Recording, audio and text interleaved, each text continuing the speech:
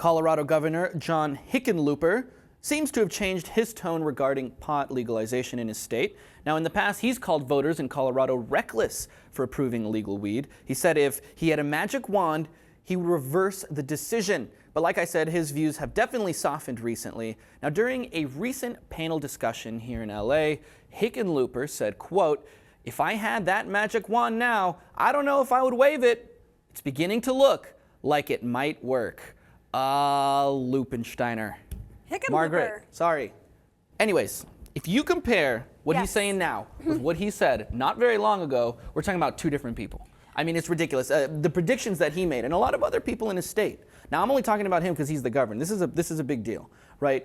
The predictions were like apocalyptic. We're going to see and then the tax revenue spikes started in pouring murder. in. Exactly. We're going to see a spike in murders. We're going to see, kids smoking blunts in the streets, on the playground. There's going to be weed everywhere. Everyone's going to be running around with curly fries. Oh my God. Curly fries. None of this stuff manifested. None of this ended up happening. And now he's changing. A lot of other people are changing their tone.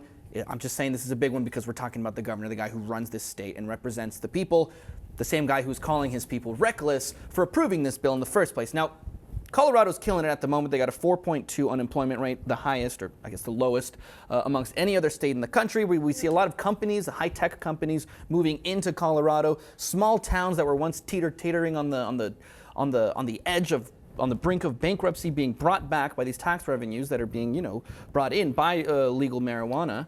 We're seeing a lot of benefits, and you can't tell me, right, that the herbals don't have anything to do with it, because they definitely do. We're talking about a $1 billion a year a business that's bringing over $100 million in taxes. Come on. The herbals. Well, okay, so we know that the state has greatly benefited from the legalization of marijuana. There's no question. He's changing his tune because of money, if I had to speculate. But more importantly, people are safer. They know where they're getting their marijuana now. They know who's growing it. It's not coming in some random place. And also, Nick, while we're on the legality of this, people don't want to lose their livelihoods, their jobs, their freedom for having a tiny amount of a plant or a substance in their car. So, maybe he's catching on to the fact that it's beneficial for everyone all the way around. Not to mention, socially what it does to a community. I mean, you can't get the best out of the people in your state when you're throwing them in jail for something minuscule like having a dime bag on them of weed, for example, right? You go to jail and then that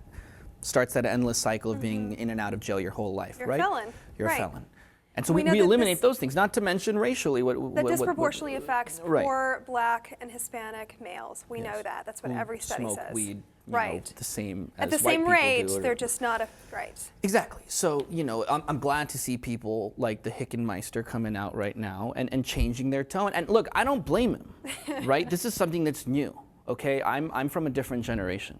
And I totally get that. We're talking about something that is utterly new in this country. This isn't something that was happening, 20 years ago. Nobody was talking about this at all. Now we're seeing one state after another pass. If it's not recreational, it's definitely medical. So, I mean, I understand that there's a change here. And you're talking about a governor who was faced with passing a bill talking about a drug that goes completely against all federal laws, right? So it was tricky.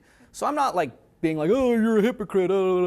I'm just pointing out the fact that he held a very similar sentiment to a lot of other people, right? Saying that this is going to be very bad. A lot of people are going to get high, and there's going to be terrible things. Terrible, there was a few problems that I understand. For example, I mean, one thing that was talked a lot about was, well, we have to make edibles also legal then.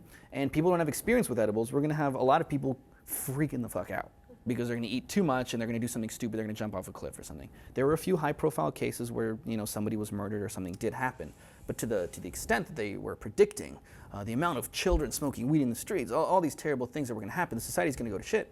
It didn't happen, and we need to I think change our views when it comes to marijuana and relieve those stigmas. Yeah, you with me?